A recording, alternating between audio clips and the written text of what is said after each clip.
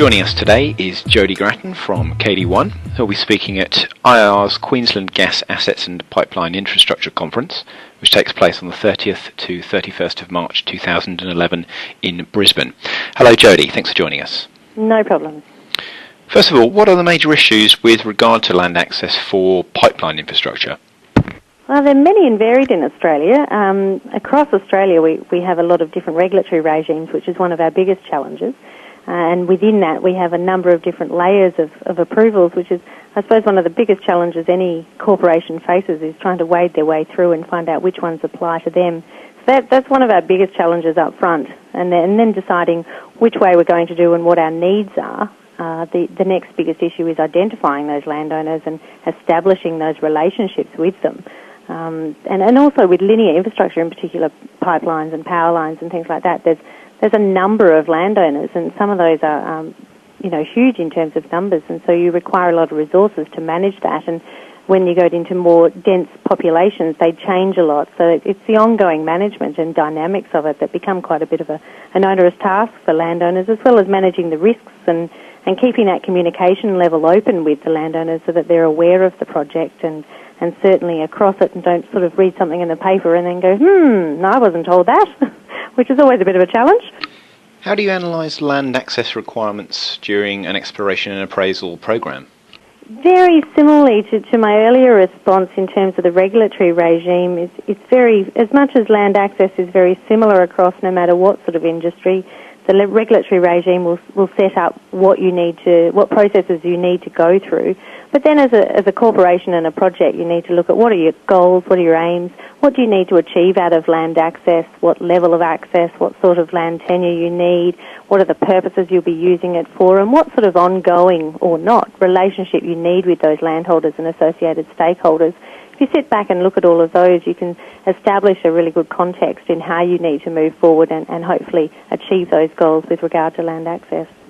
What's the key to establishing the initial relationship between the proponent and the landowner?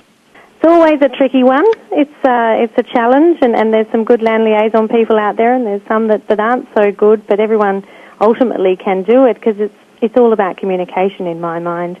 We need to establish an open and honest relationship with landholders and stakeholders, as well as potentially some adjacent landholders that might be affected, especially during construction activities and things like that.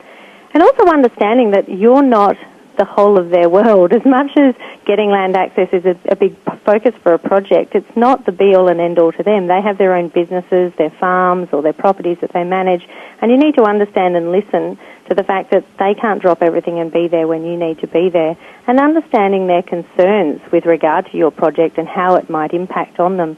And that'll all help you shape that relationship and being available to listen and being open and honest with them with where you are with the project and what you need to achieve, within reasons, obviously, with confidentiality. It goes a long way to establishing, like any other relationship, that honest and open relationship for ongoing relations throughout the progress of the project.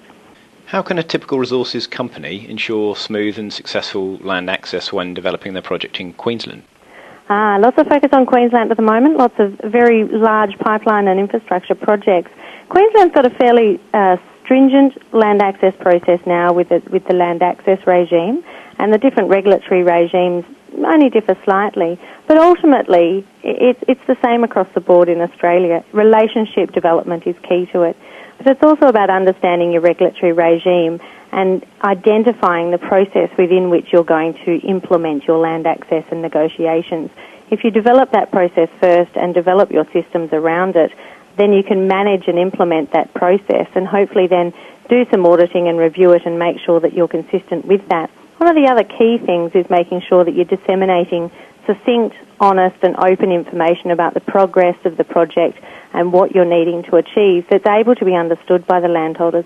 Not everyone's an engineer, and most of these projects are engineer-driven, so it's sometimes a little bit difficult to get that nice and succinct information, and yet providing enough information at the same time. So that dissemination of information and the way you disseminate it, whether it's face-to-face or over the phone or in mailing packages, need to make sure that you mix it up and target each individual landholder with the best way that they receive information as well. You're speaking at IIR's Queensland Gas Assets and Pipeline Infrastructure Conference, which takes place on the 30th to the 31st of March 2011 in Brisbane.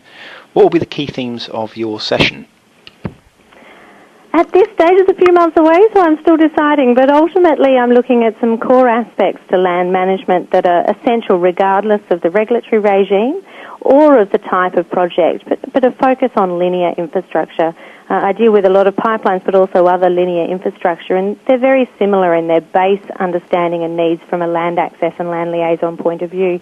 So we'll be talking about some of those key things that work across the board and things that need to be identified very early, as well as looking at some highlights from some lessons learnt from some recent infrastructure projects across Australia that might be able to give a little bit of tidbit of something that's worked well that might be able to help a project over in Queensland develop in the future. Jodi Gratton, many thanks for your time today. Thank you very much, James.